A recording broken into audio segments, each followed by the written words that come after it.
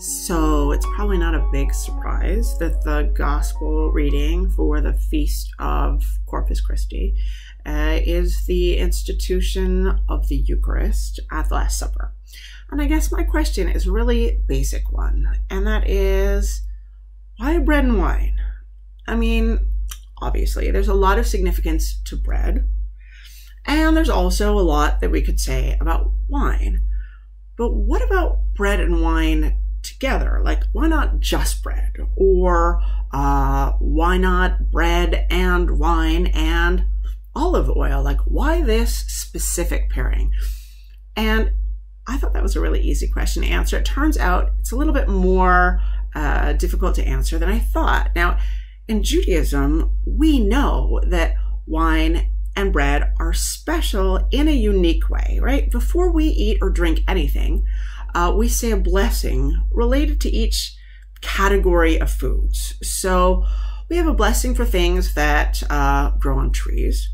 We have a different blessing that is said before eating things that grow from the ground. And we have like a kind of general blessing for things that don't grow from the earth, like eggs and meat and water and candy.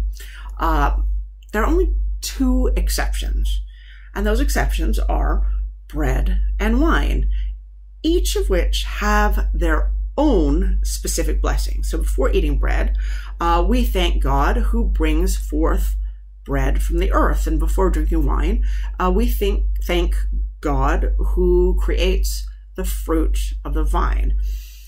Now, bread, unlike all other grain products, merits this special blessing, and wine and grape juice, unlike all other fruit juices, needs a special blessing. Neither grain nor grapes from which bread and wine are made require special blessings. And similar examples from the ancient world, let's say olive oil, which begins as a kind of simple gift of creation and that is then altered in form through the work of human hands, has no such special blessing. And so we still have this question, why for Jews and Christians, what is so special about bread and wine? So special that something they share with each other and don't share with any other kinds of food and drink? I think the answer turns out to be a very, almost deceptively simple one. What's special about bread and wine is precisely that they're not special. They were considered absolutely basic things that a person could not live without, right? If we look at the book of Lamentations, chapter 2, verse 12, there we see the starving, mourning children of destroyed Jerusalem crying out to their mothers, "Where is bread and wine?"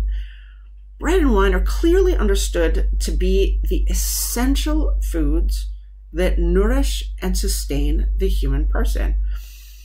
And of course, thanks to Paul's letter to the Hebrews, Christians make a lot of Melchizedek bringing bread and wine to Abraham as a foreshadowing of Jesus. And while Jews don't read in that way, we do have an interesting midrash, a biblical interpretation, that uses Proverbs chapter 9, verse 5.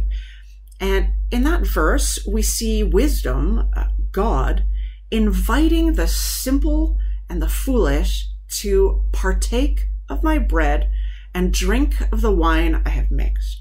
And with this, to live and walk in understanding. And using this verb from Proverbs, the Midrash suggests that by bringing bread and wine, Melchizedek actually revealed Torah to Abraham. Torah, like bread and wine, is absolutely essential for sustaining life. Bread and wine might seem simple and ubiquitous, but at least in the ancient world, we cannot thrive as humans without them. And for Christians, that should be just as true about Jesus.